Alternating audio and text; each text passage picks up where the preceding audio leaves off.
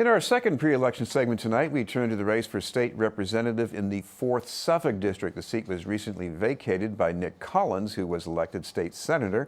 The district includes all of South Boston and the Columbia Point section of Dorchester. We'd like to welcome a candidate in the Democratic primary on September 4th.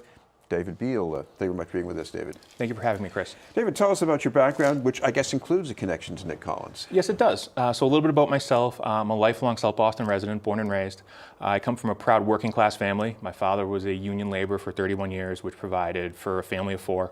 In terms of my education, I went locally to St. Peter's School, then went on to Boston Latin, was active in sports there, took some college level classes, was accepted into BC, completed my degree in 3 years, and was the first person in my family to graduate from college, which was, a proud moment for us.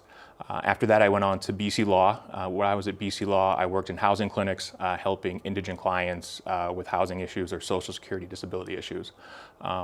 During that time, I interned in Congressman Stephen Lynch's office working on constituent services, and really there found out how important it is to get involved in the neighborhood and how public service can effectuate change. After law school, I did work for Nick Collins for 4 years as his legislative director, working on anything from constituent services to policy to writing his legislation to helping secure his budget amendments. After serving for 4 years with the representative, I went on to the Department of Public Utilities as a hearing officer, which is an administrative law judge. So in that role, I collected evidence, developed a record, and wrote legally binding decisions on agencies. One thing that I'm sure is on the minds of many people in this district because of the fatal crash recently is how to make the streets safer. I know a lot of that's the city's duty as well, but what about a state rep? What does the state rep do about that? So that's a great question. We've been hearing a lot about that on the streets. So the state does have jurisdiction over certain roadways like Day Boulevard. And in 2014, the Commonwealth of Massachusetts, through the legislature, passed a bond bill, which included $25 million for road safety improvements that takes into account recommendations of the South Boston Sustainable Waterfront Transportation Plan. Now that's a misnomer because the plan took into account all of South Boston. And the plan was a joint effort between city and state agencies to look at things like Day Boulevard, Columbia Road, Preble Street, the entire South Boston neighborhood. And there were a list of recommendations that were implemented, and several of them have started to be implemented. The $25 million was authorized and spread out $5 million a year over the last, over 5 years. And we've already started to see those investments made in the neighborhood. Some of the recommendations involved buses, which is also another hot topic of conversation among some commuters. So we've already seen improvements in number 7 and number 9 bus service. But in terms of roadways, there was a meeting last month, $2.5 million has already been authorized out of that bond bill to do pedestrian safety improvements in South Boston, particularly at those intersections. And those are expected to start, I think, February 2018.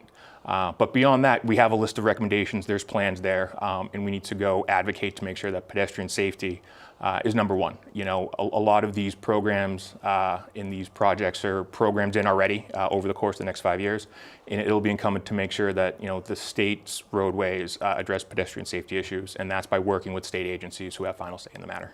Well, one thing I'm sure you want to do is get more people to commute by some way other than using a car. One idea people have been talking about lately is how about a dedicated bus lane to get more people to get on board with that?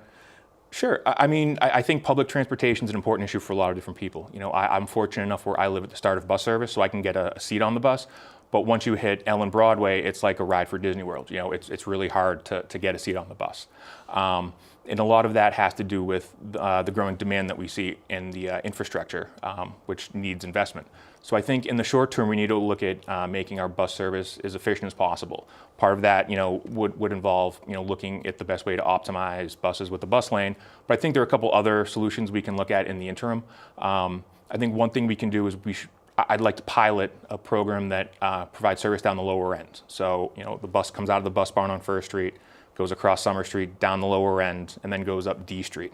I think that'll alleviate a lot of congestion that we have on our streets, especially Broadway, while opening up access to folks who don't have it down in the lower end.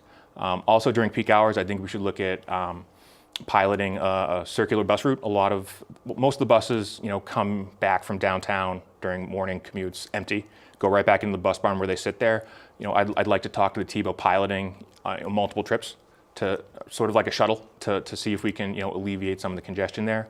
And then in the long term, I think we need to develop a comprehensive transportation plan. There are a lot of big projects that are going to impact transportation in South Boston, particularly recently the Boston Edison development, which the plans were just released yesterday. They're looking at 1,300 units at the start of bus service, which would cripple and overtax transportation service right now. So while we're making these short-term investments and looking at efficiencies, we need to do longer-term planning to make sure that we can accommodate, the folks that'll be coming in here.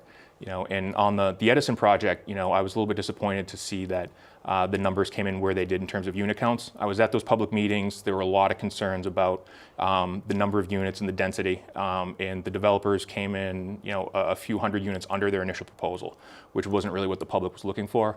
I was encouraged to hear that they want to put some investments in public transportation infrastructure, which I think is a good model for public-private partnerships. But I don't think that those investments should be leading development. I think the state should be doing planning, and then if we can get master developers or large developers to put some skin in the game, I think that's a good model. This is BN News. We're talking with David Biele, candidate for state representative in the 4th Suffolk District. David, you're concerned about the opioid crisis. What would you like to see done that has not been done already? So I think we need to focus on education, prevention, and long-term treatment. I think we've gotten away from that. In my experience, a lot of people are reaching for opioids because they were prescribed something that they shouldn't have been and isn't effective for long-term treatment. So one of the things I'd be looking to do is make sure that doctors don't go to opioids as a first option. If there's a non-addictive opioid alternative, that's what we should be pushing. And then on the treatment side, I think we need to look at proven methods, not supervised injection sites. The proven methods are long-term treatment. Those are the bread and butter, and those are fact-driven and proven. So it's not just a solution when it comes to beds on that. We need to make sure that insurance companies are doing their fair share to cover long-term treatments for as long as possible. And the legislature can have a solution to that. We can mandate coverage for X amount of time. And I also think a conversation worth having is giving doctors the ability to prescribe long-term treatments or get patients in long-term treatment after an overdose. It's an issue that hits a lot of families.